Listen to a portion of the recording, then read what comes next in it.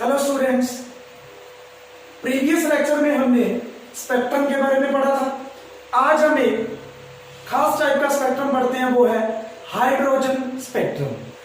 Hydrogen spectrum के अंदर आपने क्या करना है, सबसे पहले क्या किया जाता है, इसमें एक डिस्चार्ज ट्यूब ली जाती है, जैसे कैथोड रे एक्सपेरिमेंट में ली थी। उसके अंदर हाइड्रोजन गैस फिल करी जाती है, ठीक है। और जब उस डिस्चार्ज की वजह से हाइड्रोजन गैस आयोनाइज होगी, उस टाइम पे जो रेडिएशंस एमिट होंगी हाइड्रोजन गैस में से, उसको आपने पास करना है एक प्रिज्म में। उस प्रिज्म में से पास करोगे तो आपको एक डिसकंटिन्यूअस स्पेक्ट्रा मिलेगा, जिसके अंदर वैरायटी ऑफ स्पेक्ट्रल लाइंस होंगी।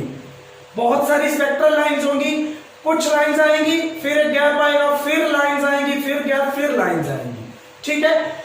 तो ऑलमोस्ट इसके अंदर हम 6 टाइप ऑफ सीरीज पढ़ते हैं, रेडिएशंस या 6 टाइप ऑफ स्पेक्ट्रल लाइंस आती हैं हाइड्रोजन के स्पेक्ट्रा में। तो अपने करना क्या है, डिस्चार्ज ट्यूब के अंदर तो स्टार्टिंग देखिए आप, when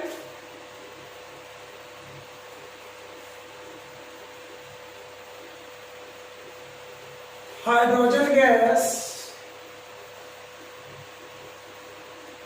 present at very low temperature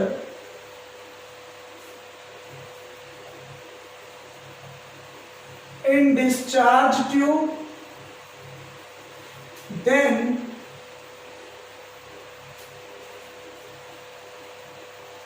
the radiation emitted due to ionization of H2, are passed through prism. Then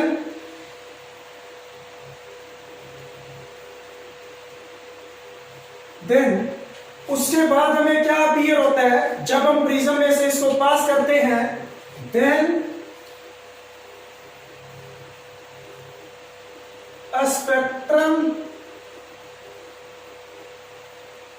spectrum कौन सा, डिसकंटिन्यूस।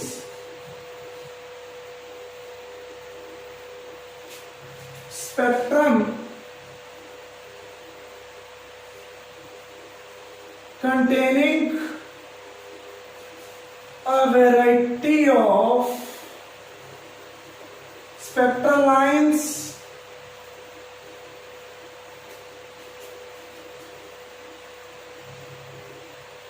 is obtained. हमें एक वैरायटी ऑफ स्पेक्ट्रल लाइंस मिलती हैं, ठीक है।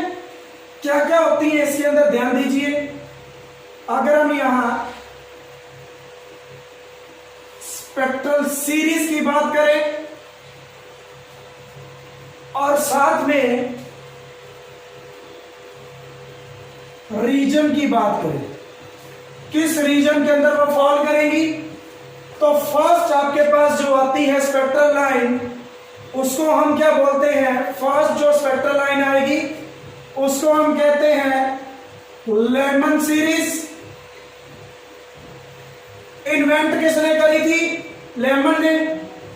लेमन सीरीज लेमन ने इन्वेंट करी थी। रीजन था इसका अल्ट्रावायलेट।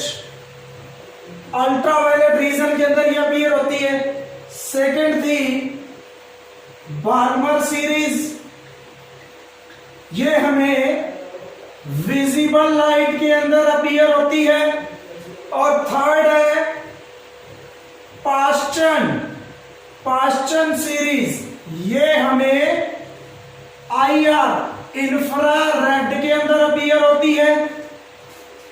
फोर्थ है ब्रैकेट एक साइंटिस्ट है, ब्रैकेट सीरीज, ये सारे साइंटिस्ट हैं, इनके नेम से है ब्रैकेट सीरीज, ये भी इंफ्रारेड के अंदर अपीयर होती है।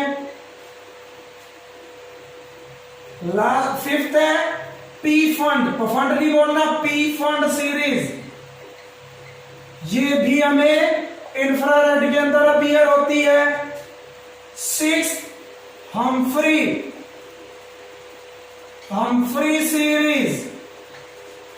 सीरीज ये हमें फार इंफ्रारेड रीजन में अपीयर होती है। इंफ्रारेड फार जो लास्ट वाला उसका सिर है, इसीलिए कुछ बुक्स में लिखी भी नहीं होती हम्फ्री। फार इंफ्रारेड रीजन के अंदर ये अपीयर होती है हमें। तो ये 6 टाइप की सीरीज होती है किसके स्पेक्ट्रा में? हाइड्रोजन के स्पेक्ट्रा के अंदर 6 टाइप की ये सीरीज है। तो देखिए इसके लिए रेडबर्ग ने एक फॉर्मूला दिया। वो फॉर्मूला क्या था? इनके लिए रेडबर्ग ने एक फॉर्मूला दिया था।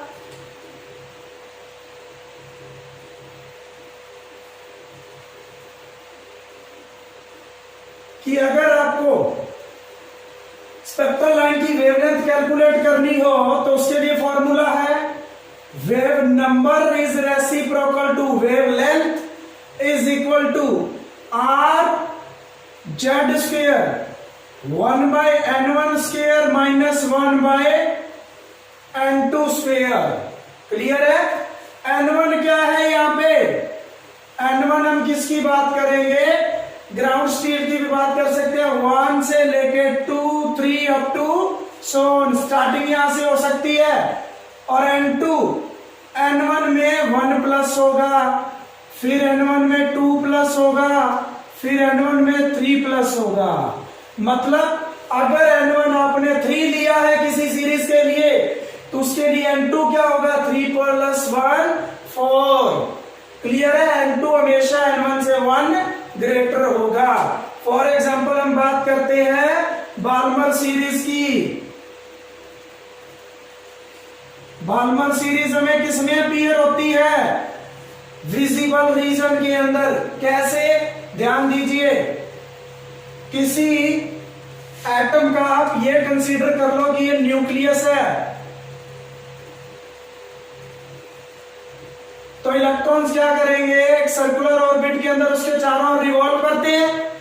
इलेक्ट्रॉन्स अगर यहां पे है ग्राउंड स्टेट में, तो जैसे ही एनर्जी गेन करके जाता है एक्साइटेड स्टेट में, हो सकता है और ज्यादा एनर्जी गेन करे, फोटोन गेन करे और एक्साइटेड। देखिए ये जो होगी इसको हम बोलेंगे ग्राउंड स्टेट। ये है फर्स्ट एक्साइटेड स्टेट। क्या बोलेंगे इसको? First excited state. इसको सेकंड एक्साइटेड स्टेट, ये थर्ड एक्साइटेड स्टेट। क्लियर है? हाँ जी। तो ग्राउंड स्टेट से जब फर्स्ट एक्साइटेड स्टेट में जाएगा 1 फोटोन गेन करता है, फिर दोबारा वो आगे हायर एक्साइटेड स्टेट में जाएगा 1 फोटोन और गेन करेगा। अब एक्साइटेड स्टेट में इलेक्ट्रॉन ज्यादा देर नहीं रहता, जैसे ही अपनी ओरिजिनल वैल्यू पे वापिस आएगा तो फोटॉन्स पहले यहां आएगा फिर वापिस यहां, तो फोटॉन्स क्या करेगा? एमिट करेगा। उस फोटोन की पर्टिकुलर एनर्जी है, उसकी एक पर्टिकुलर वेवलेंथ है, ठीक है? तो वो रिजेंबल करेगी इलेक्ट्रोमैग्नेटिक रेडिएशन में किसी एक टाइप की रेडिएशन के साथ। अगर बाल्मर सीरीज की बात करें तो जो वेवलेंथ है वो रिजेंबल किसके साथ करती है? विजिबल रीजन के साथ, जो कहां से स्टार्ट हो जाता है? 400 एंगस्ट्रॉम से कहां तक चलता है? 700 या 800 एंगस्ट्रॉम तक चलता है। कितने कलर होते हैं? 7 विबग्योर, वायलेट से लेके रेड तक। तो यही चीज हमें पढ़नी है बाल्मर सीरीज के अंदर। देखिए बाल्मर सीरीज में n1 की वैल्यू कितनी होगी? पहले ओवरऑल में बना देता हूं यहां पे सीरीज n1 n2। लेमन की बात करें n1 1 होगा और n2 1 के अलावा आगे, ओके 1 को छोड़ के। उसके बाद बाल्मर, इसके लिए n1 की वैल्यू 2, n2 की value 3 4 5 up to so on. Question, इसके लिए n1 की वैल्यू 3, n2 की वैल्यू 4 5 6, ब्रैकेट 4 5 6 7। भाई जो n1 आ गया उससे एक बढ़ के आगे कुछ भी हो सकता है। Pfund 5 6 7 8 up to so on. Humphrey की 6 और इधर 7 8 9 up to so on. Clear है। अब बाल्मर के लिए देखिए, बाल्मर के लिए N1 की वैल्यू 2, N2 की वैल्यू 3 4। तो ये फॉर्मूला क्या बन जाएगा, ये फॉर्मूला हम N1 की वैल्यू कितनी पुट करेंगे फॉर बाल्मर सीरीज,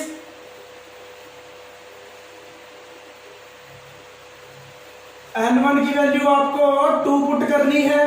तो 1 by wavelength, wave number R Z square 1 by 2 का square minus 1 by N2 square. अब N2 आप कितना ले सकते हो, 3 4 5 कुछ भी, लेकिन ये फिक्स हो गया N2 से एक ग्रेटर ही लेना है। ओके। R क्या है यहाँ पे, रेडबर्ग कांस्टेंट जिसकी वैल्यू कितनी है 109,678 सेंटीमीटर इनवर्स। जब मैं आपको बोर एटॉमिक मॉडल करवा दूंगा उसमें इसकी भी डेरिवेशन देखेंगे, ये फॉर्मूला कैसे आया, इसकी डेरिवेशन किसके बेसिस पे है, बोर एटॉमिक मॉडल जो हमारा नेक्स्ट टॉपिक है। तो ध्यान दीजिए क्या बनेगा, 1 पॉइंट, मैं 10 की पावर 5 नीचे लिखता हूं, 10 की पावर 5 ऊपर, जो नीचे जो यहाँ पे नीचे आएगा वो पॉइंट्स लगवा देगा। 1.09678 इंटू 10 की पावर 5 1 2 3 4 5 सेंटीमीटर इनवर्स, या फिर मीटर इनवर्स में लिखना है तो 10 की पावर -7 आएगा, सॉरी +7 मीटर इनवर्स। भाई ये इनवर्स में तो बड़ा है ये, अदरवाइज मीटर बड़ा होता है, सेंटीमीटर छोटा होता है, पावर प्लस है, ये इनवर्स में है यूनिट्स। आर होता है यहाँ पे रेडबर्ग कांस्टेंट, और इसको क्या कहते हैं, बाल्मर सीरीज। और किसी भी स्पेक्ट्रल लाइन की फर्स्ट लाइन जो होती है उसको अल्फा लाइन बोलते हैं, second line beta line, third gamma line. और सीरीज लिमिट क्या होता है, सीरीज लिमिट जब हम N2 कितना पुट कर देंगे, इन्फिनिटी। N2 हमें पता ही नहीं है, एंड तक series limit infinity N2 put कर देंगे, उसको हम बोलते हैं series limit. First line alpha, for example इसको मैं हाइड्रोजन के लिए करता हूं, तो ये फॉर्मूला क्या बन जाएगा, हाइड्रोजन के लिए Z की वैल्यू कितनी पुट हो जाएगी, 1। Z की वैल्यू हाइड्रोजन के लिए Z atomic number Z1 put हो जाएगा, तो वो फॉर्मूला किसके लिए आ जाएगा, हाइड्रोजन एटम के लिए, उसकी वेवलेंथ स्पेक्ट्रल लाइंस की, क्योंकि हम चेक किसको कर रहे हैं, हाइड्रोजन स्पेक्ट्रा। तो फॉर्मूला क्या बना, 101,678 1 by N1 square minus 1 by N2 square centimetre inverse, क्योंकि वेव नंबर के यूनिट्स या वेवलेंथ, वेव नंबर के सेंटीमीटर इनवर्स, वेवलेंथ के सेंटीमीटर, ऊपर जाके सेंटीमीटर इनवर्स ये आ जाएगा। अब अगर हम इनके स्ट्रक्चर ड्रॉ करें, कि हम ड्रॉ कैसे करें लेमन बाल्मर सीरीज को, तो आपको इस तरफ क्या बनाने हैं, energy levels.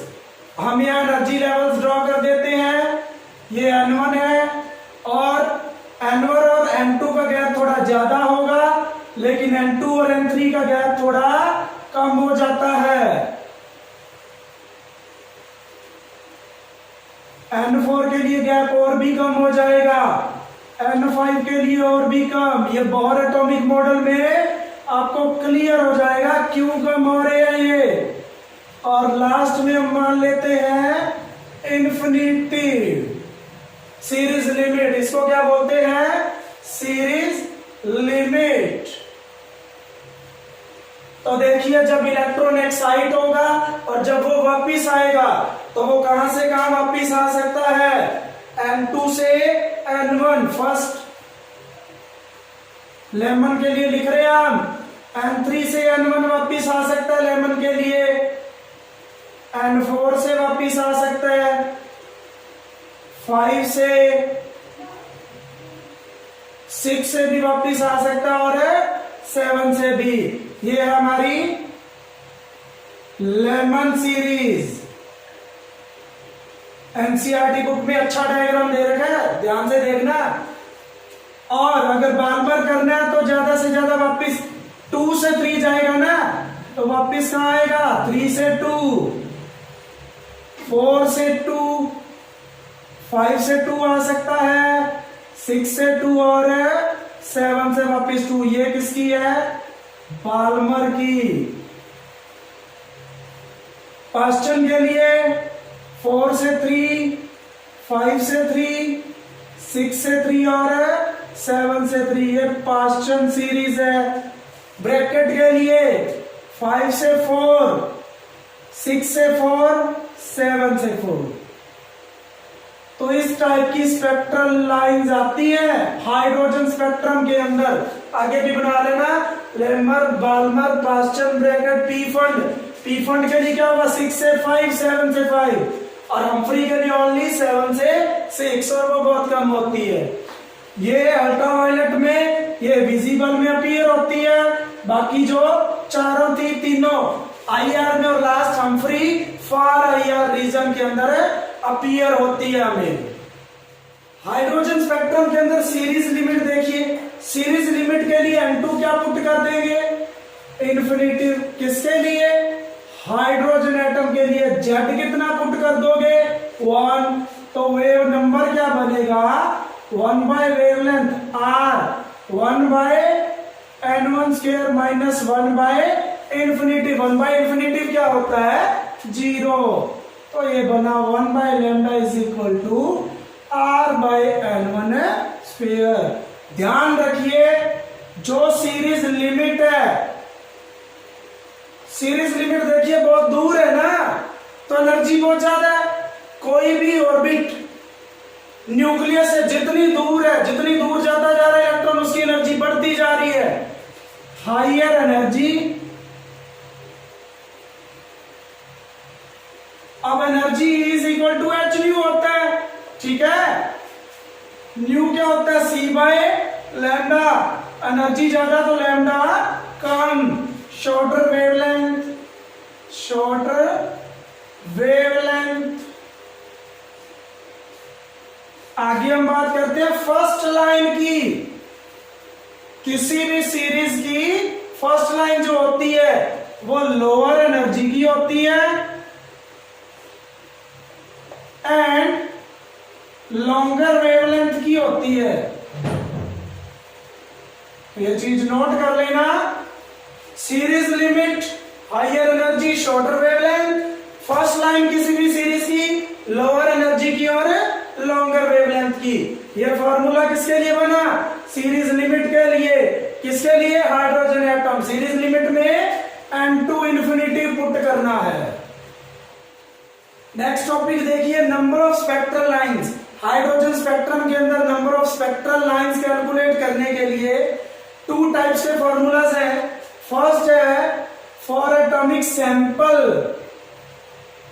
For atomic sample, complete sample दे रखा हो तो अलग फॉर्मूला है, उसके लिए नंबर ऑफ स्पेक्ट्रल लाइंस कह सकती हो या फिर रेडिएशंस। उसका फॉर्मूला है N2 minus N1 into N1, N2 minus N1 plus 1 divide by 2। अब ध्यान दीजिए, अगर ये न्यूक्लियस है तो उसके चारों ओर कौन रिवॉल्व करता है, इलेक्ट्रॉन सर्कुलर ऑर्बिट के अंदर। ये N1 है हमारे लिए, ये N2, ये N3, ये N4। या फिर यूं देखिए, इसको मैं 1 2 3 4 5 कहूंगा। ये ग्राउंड स्टेट है और ये एक्साइटेड स्टेट है। अब देखिए, इलेक्ट्रॉन रहता है ग्राउंड स्टेट के अंदर, खास करके हाइड्रोजन एटम में एक इलेक्ट्रॉन है, उसको अगर इसमें आना है तो एनर्जी क्या करनी पड़ेगी, गेन कितनी, is equal to h nu. और अगर उसको सेकंड से वापस फर्स्ट में जाना है तो एनर्जी एमिट करनी पड़ेगी, सेम अमाउंट ऑफ एनर्जी। ये क्या है, सेकंड एनर्जी लेवल, ध्यान से समझ लेना, second energy level but first excited level. ये क्या है, फर्स्ट एक्साइटेड लेवल, क्योंकि इससे पहले तो एक्साइट हो ही नहीं सकता, ये ग्राउंड है। ये सेकंड एक्साइटेड लेवल,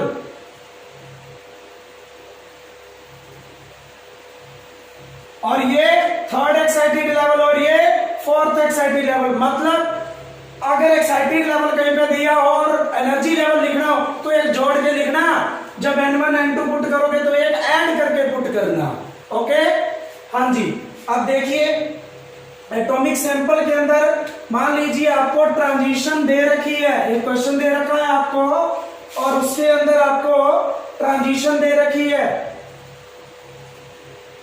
ट्रांजिशन कहां से कहां तक, फ्रॉम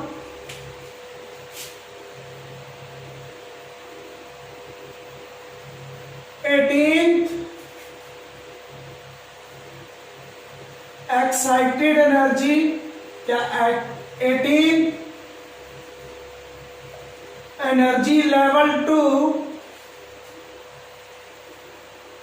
5th एनर्जी लेवल। तो देखिए N2 कितना पुट करोगे, हाइयर, ये खुद 18 एनर्जी लेवल है, नॉट एक्साइटेड, तो एज इट इज पुट करोगे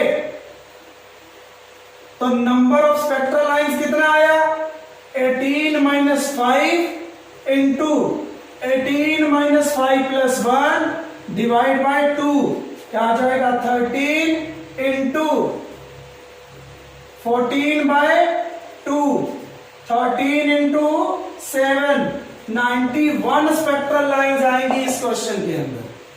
और अगर आपको, और ध्यान रहे ऑफ एटॉमिक सैंपल जरूर लिखा हो तभी ये फॉर्मूला लगाना है, एटॉमिक सैंपल लिखा होना चाहिए, ठीक है। मान लीजिए आपको ट्रांजिशन दे रखी है from 6th excited level to 2nd excited level, तो अब N2 कितना पुट करोगे, 6th एक्साइटेड लेवल है, एक ऐड करके 7, N1 सेकंड एक्साइटेड लेवल 3, तो कितने आएंगे नंबर है, N2 minus N1, N2 minus N1 plus 1 divide by 2, ये नंबर ऑफ स्पेक्ट्रल लाइंस आ जाएगा 4 इंटू 5 बाय 2, 10 आएंगी ये। और अगर आपको सैंपल की बजाय सीधा एटम्स दे दिए जाएं, ठीक है, सिंगल एटम, सैंपल की बजाय सिंगल एटम दिया हो, सिंगल एटम, तो उसके लिए आप क्या करोगे, डायरेक्ट फॉर्मूला लगा दोगे N2 minus N1, higher minus lower. तो ये था आपका हाइड्रोजन स्पेक्ट्रम, जिसके अंदर 6 टाइप की सीरीज आती है, एक डिसकंटिन्यूस स्पेक्ट्रा बनता है। डिस्चार्ज ट्यूब के अंदर हाइड्रोजन गैस फिल करनी लो प्रेशर पे, जैसे ही आप इलेक्ट्रिसिटी ऑन करोगे हाइड्रोजन गैस आयोनाइज होगी, कुछ रेडिएशन एमिट होंगी, उनको पास करना है प्रिज्म से। प्रिज्म से सामने एक प्लेट रख देना, फोटोग्राफिक प्लेट, उस पे आपका स्पेक्ट्रा ड्रॉ होगा, वो होगा डिसकंटिन्यूस, काफी सारी स्पेक्ट्रल लाइंस बनेगी। कितने टाइप की स्पेक्ट्रल सीरीज होगी, 6 टाइप की, लेमन से लेके हम्फ्री तक। लेमन जो सीरीज है वो अल्ट्रावायलेट रीजन में थी, बाल्मर विजिबल में, और बाकी इंफ्रारेड में हम्फ्री, फार इंफ्रारेड में, कुछ बुक्स में नहीं दे रखी होती। फर्स्ट लाइन, अगर मान लीजिए मेरे पास क्वेश्चन आ जाता है कि मैं बाल्मर सीरीज लिखूं, बाल्मर सीरीज किस किस के लिए, फर्स्ट लाइन के लिए एंड लास्ट लाइन के लिए। लास्ट लाइन को बोलते हैं सीरीज लिमिट, मतलब N2 कितना करना है इसमें इन्फिनिटिव। फर्स्ट लाइन के लिए N1 कितना है, वैसे भी बाल्मर सीरीज है, बाल्मर सीरीज में N1 2 था।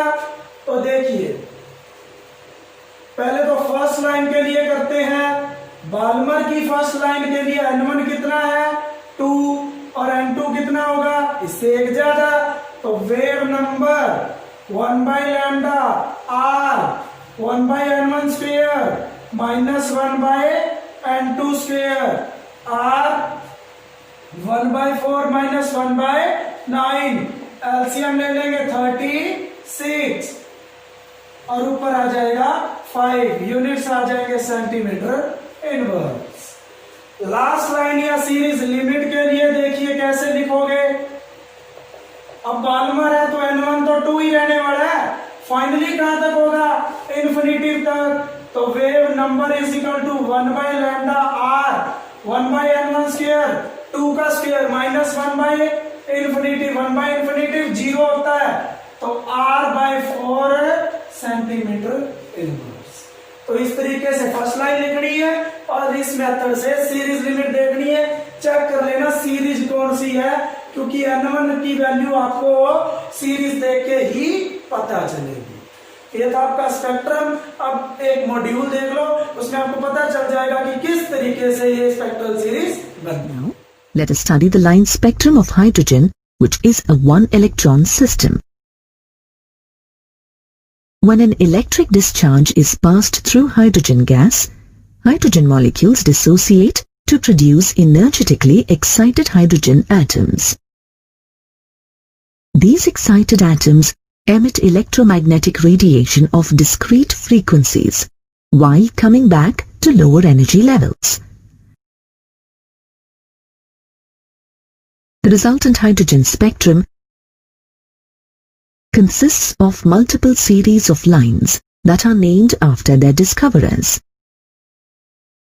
The first series in the hydrogen atomic spectrum, Balmer series, was discovered by Johann Jacob Balmer in 1885. Its lines belong to the visible spectrum of electromagnetic radiation. These are observed when the electrons jump from n greater than or equal to 3 to n equal to 2 principal energy level. Balmer showed that if spectral lines are expressed in terms of wave number, then the visible lines of the hydrogen spectrum obey the formula wave number nu bar equal to 1,09,677 multiplied by 1 divided by 2 square minus 1 divided by n square per centimeter.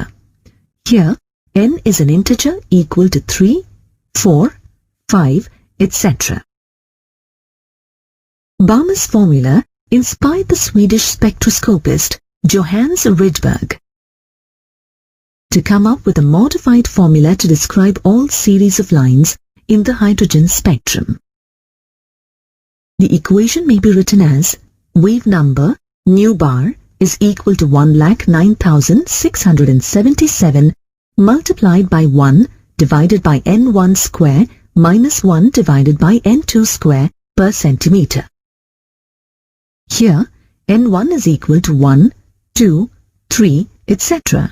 and n2 is equal to n1 plus 1, n1 plus 2, etc. The value 1,09,677 per centimeter is called the Rydberg constant for hydrogen. The first 5 series of lines that correspond to N1 equal to 1, 2, 3, 4 and 5 are known as Lyman, Balmer, Bastian, Brackett and Fund series respectively. Each of these series shown in the table represents the line spectrum emitted by the electrons of hydrogen atom when they change state from N2 to N1 principal energy levels. Here, N1 and N2 represents the lower and higher energy levels respectively.